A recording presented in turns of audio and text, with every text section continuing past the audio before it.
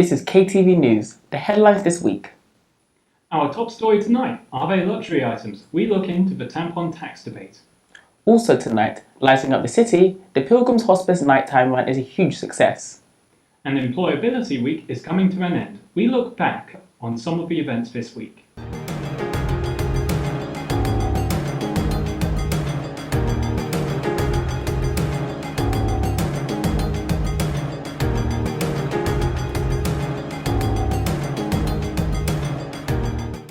Good evening, you're watching KTV News with Alexander Oliver and KTV Williams. On to our first story tonight. Following the recent decision by the government regarding the tampon tax last week, Bridget Dvortsovitz looked into the issues surrounding the tax and what students think. Over to you, Bridget. The issue came up last week in the House of Commons, where MPs rejected the call for removing the 5% tax on sanitary products by a majority of 305 to 287. That means women in England will be charged 5% when they are buying sanitary products. That is the valued added tax, the VAT, the government fee, plus the retailer's profit margins. Kent Union has taken a different approach to the issue. Following by the last year campaign of the Vice President Welfare, Megan Walls and Hannah McIntosh, Kent Union absorbed the 5% tax on sanitary products from the September of 2015. UKIP promised they will try withdraw the tax by negotiating with the European Union. The main point that the government is raising to explain the policy is that any withdrawing movements of taxation on products must be approved by the European Union, and the 28 member states have to agree. In 2000, the VAT on sanitary products was dropped from 17.5% to 5% by the campaign of a Labour PM, Paul Primarolo.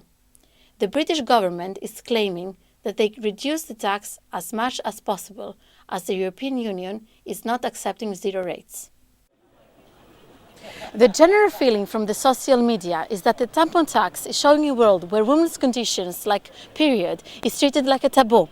Many have tweeted sarcastically that a tampon is a luxury item. Let's go and see what the students got to say about that. I think it's completely outrageous, and I think that to deem something that is basically a necessity a luxury like that is misogynistic, and I think it's unfair, and I think that in this day and age it shouldn't be allowed to carry on. It's quite strange to put a tax on something so essential. The fact that you call it luxury is just so frustrating because it's incredible. Like, we need it every month.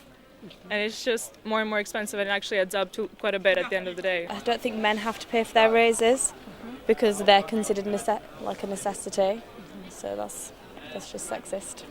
The issue the tampon tax is raising has captured the attention of many people, for it not only raises a feminine voice in England, but in the whole world. The dominant argument is that these products are essentials. Worldwide, there is some countries that are abolishing the tax as once for all. Let's take the example of Canada. In a later tweet, Kaylee Lath, Canada's Minister of Status of Women, he stated that he is proud to announce that our government will support the motion to remove the GST from the feminine hygiene products. Kent Union took off this tax. Okay. So what do you think about this? The students don't buy. Yeah, I think it's a positive thing to do. I do think that there shouldn't be tax on it, and we shouldn't have to pay any extra for that sort of thing, as it is a necessity and not a luxury. I think it's it's really good initiative. I was just saying that they've made a really good decision on that front, and I support that. Some strong views there. The question remains whether a woman's natural bodily function should cost 18,000 in a lifetime. It's a hot issue that has to be answered in the near future. I've been Bridget Dvortsovitz for KTV News. Some interesting issues highlighted there. On to our next story. The Employability Festival has been a huge success over campus this week. Here's Tess Bryant with her report from the Job Shop Recruitment Fair. Hi, I'm Tess Bryant at the Job Shop Employability Fair. They might be able to help you find part-time work while studying. Let's go see what's going on. I'm here with Louisa from Job Shop, and she's going to tell us a bit about this fair. So, why have you set up an entire fair? We're looking to increase job opportunities for students here at the University of Kent. So we've got employers from all over who are looking to recruit staff, whether it's part-time, temporary or seasonal positions. Okay, that's great. Okay, just going to have a look at your booth, okay?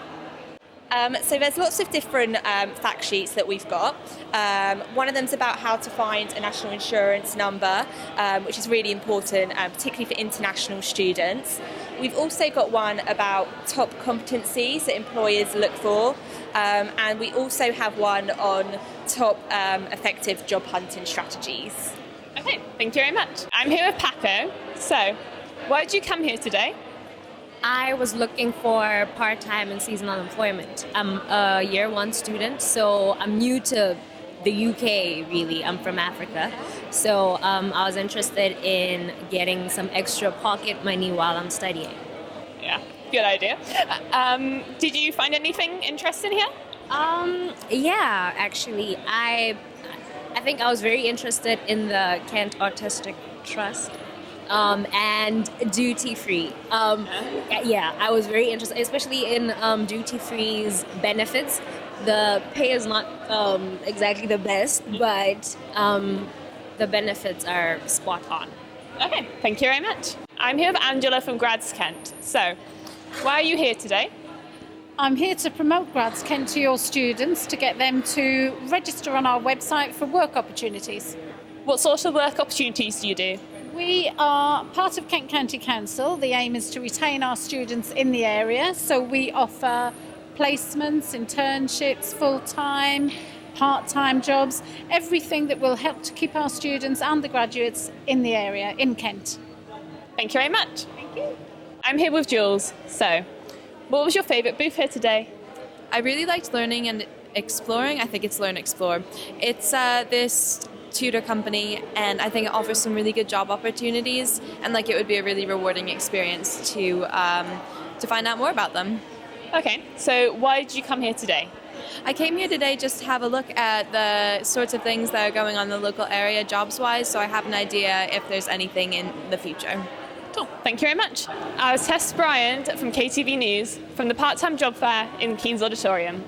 Carrying on the employability theme, Will Davis popped into our very own Student Media Centre during the week to see what was going on as part of the festival. This week is Employability Week at Kent, with subject-specific talks going on, as well as employability talks from companies. Here at Student Media, there's an open day going on, with a chance for all students to look around the state-of-the-art facilities available on campus. The 3 student media branches are CSR, Kent Television, and the student paper Inquire. CSR is a great way to get involved with presenting, producing or sound editing, and is a great outlet for anyone who loves radio or music. KTV is a unique way to get involved with TV production, with opportunities in news reporting, entertainment and acting. For anyone who wants to get involved, writing and creating the bi-weekly paper Inquire is a great opportunity, with lots of different articles to write each week. From outside the Student Media Centre, I'm Will Davies with KTV News. Thanks, Will. Moving on now to our final story of the evening. After months of organisation, the Pilgrims Hospice's nighttime run, Light Up the City, took place this month. The event welcomed families, friends, students and dogs to walk and run through the historic streets of Canterbury. Annie Pilnick went to see what was going on. Hi, my name is Annie Pilnick, and right now I'm at the Dane John Gardens at the Light Up the City event hosted by the Pilgrims Hospice. This is an event where people can either walk for 3 kilometres or run for 5 kilometres, but you need to be wearing a bright costume. I'm the Events and Community Manager for Pilgrims Hospices. Deborah and Emily, who work in the Canterbury fundraising team, they've done a great job of actually bringing together a lot of volunteers as well. And these sort of events really rely on a really strong team of volunteers that turn up. We're all here in the rain, putting up the gazebos, way before the public turn up. So we've got tonight a walk and a run happening. So they're different as well, and quite challenging because they're setting off at different times, and it's the logistics of actually organising that. So Pilgrims Hospices provide end-of-life care to local people. Every year we look after about 2,300 people completely free of charge. We actually have 3 hospices, one in Thanet, one in Canterbury, and the one that I'm community fundraising manager for in Ashford. We go to Canterbury Christ Church University. We just see this event happening every year, and this year we wanted to be a part of it, do something good, get dressed up, having a good time.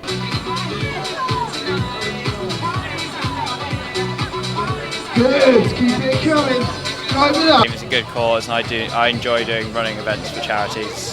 So I've done one for Help the Heroes as well before. So we're both students at University of Kent, but I just heard about it through friends really. But where did you? Online. Online. I got bombarded by my girlfriend about running on it, so I got enlisted to do it as well. So that's how I heard about it. 3, 2, 1. Okay, off you go.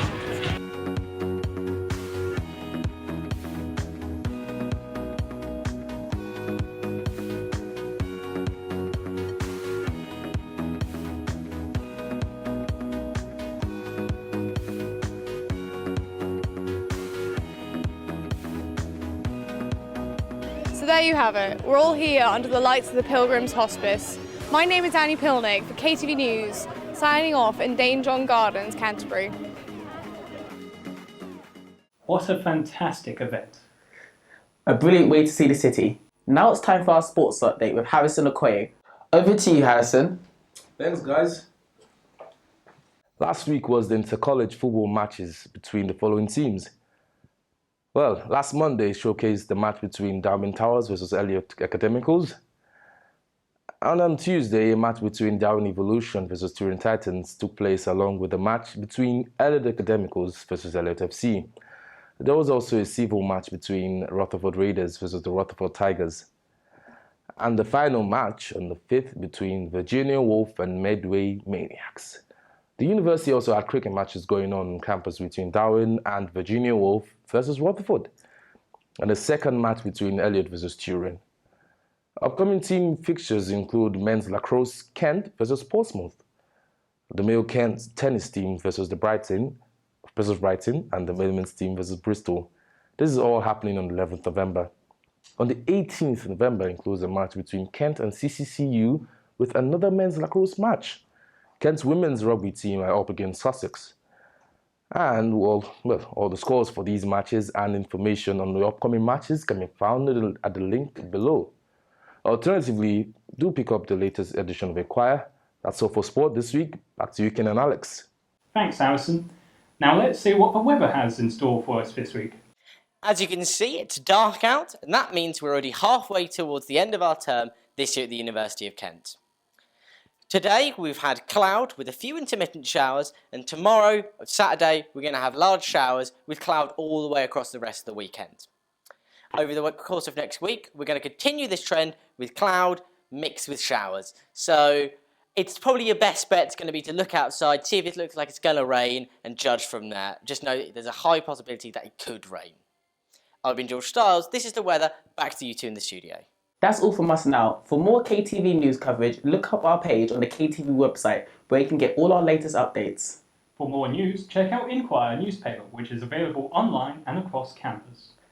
And for all you radio listeners, check out CSR FM for their news updates. I've been Alexander Oliver. And I've been Kennedy Williams. Thank you for watching KTV News.